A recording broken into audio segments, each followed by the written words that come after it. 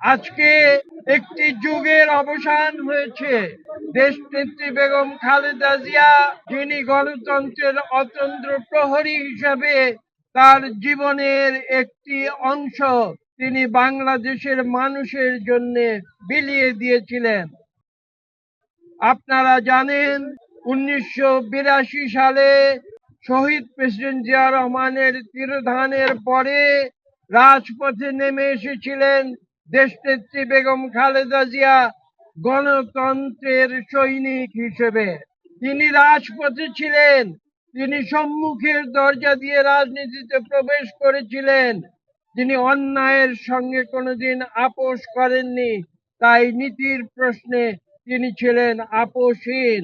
তার উপরে হয়েছে, নির্যাতন হয়েছে, কিন্তু কোনোদিন তিনি অন্যায়ের কাছে মাথা নত করেননি, কোনোদিন আপোষ করেননি।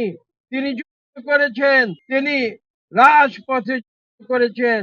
যখন 2009-এর পরে যখন স্বৈরাচারী আওয়ামী লীগ সরকারে নির্যাতন, অত্যাচার, মিথ্যা মামলা তার উপরে নেমে এসেছিল, তখন অনেকে তাকে পরামর্শ দিয়েছিল যে আপনি কেন এই কষ্ট আপনি সহ্য করছেন। তিনি বলেছিলেন যে আমি ন্যায়ের জন্য, আমি সত্যের জন্য আমি যুদ্ধ করছি, আমি সংগ্রাম করছি বাংলাদেশের মানুষের জন্য, আমি সংগ্রাম করছি বাংলাদেশে গণতন্ত্র পুনঃপ্রতিষ্ঠার জন্য। তিনি যেভাবে বাংলাদেশে একবার সেনা শাসন থেকে অব্যাহতির জন্য এদেশে যুদ্ধ করে পার্লামেন্টারি গণতন্ত্র ফিরিয়ে এনেছিলেন, ঠিক একইভাবে পরবর্তীতে 2024-এর ছাত্র জনতার আন্দোলনের পূর্ব মুহূর্ত পর্যন্ত তিনি গণতন্ত্রের জন্য সংগ্রাম করে গিয়েছেন আওয়ামী লীগ সরকারের বিরুদ্ধে, এবং তিনি সেই যুদ্ধে নিজেকে বিজয়ী বলে তিনি প্রমাণ করেছেন।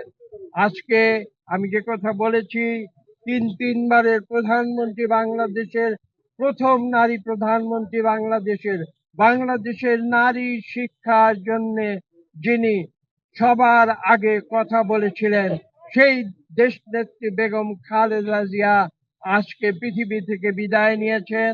আমরা বিশ্বাস করি বাংলাদেশের মানুষ চিরদিন তাকে স্মরণ রাখবে।